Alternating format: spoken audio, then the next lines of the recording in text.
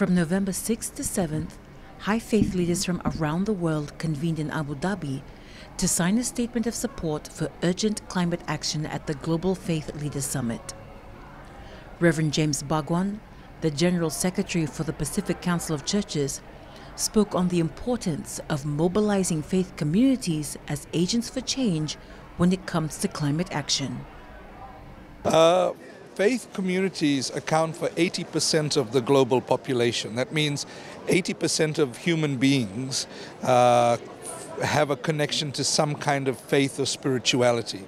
In the Pacific, it's closer to 90%. The Pacific Conference of Churches membership accounts for 80% of the Pacific human population.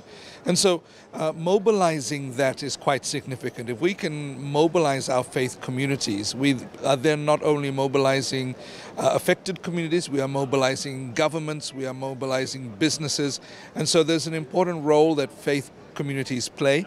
In the COP process, we continue to bring that moral, spiritual authority that we have.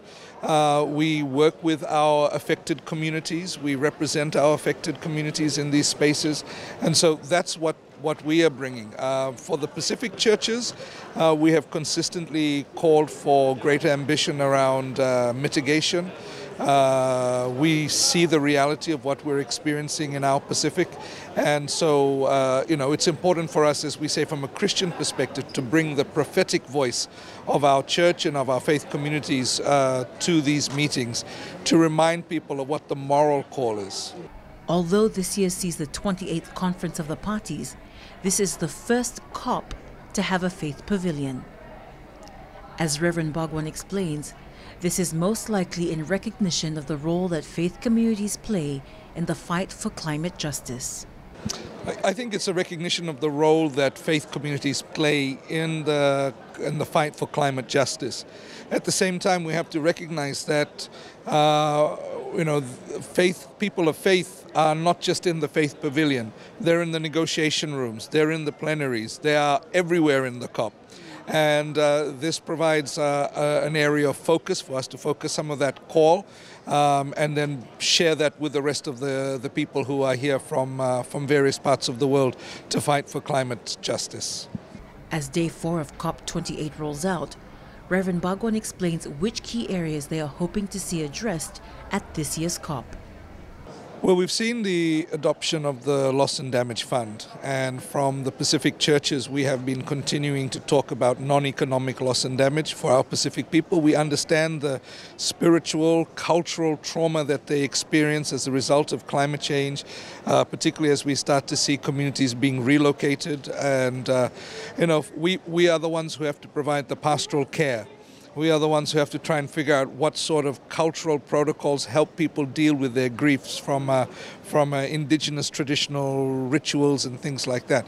And so we need to ensure that, funds for loss and damage are being prioritized for those communities that are most affected, what we would say in a Christian perspective, the least among us, but also that there's funds for the non-economic loss and damage, for the processes to be developed and enacted to assist our communities that are dealing with this trauma.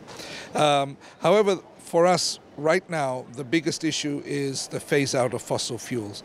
The Pacific is resolute across, whether it is government, civil society and faith, the message around 1.5 to stay alive.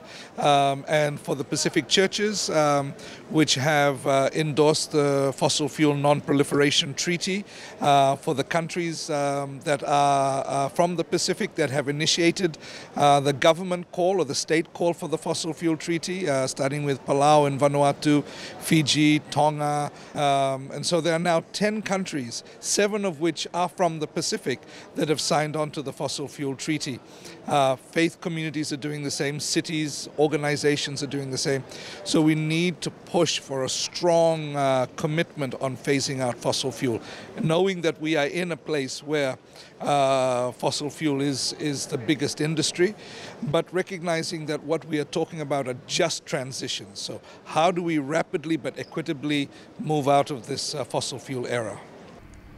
For Pasifika TV at COP28 in Dubai, I'm Amalia Rigsby.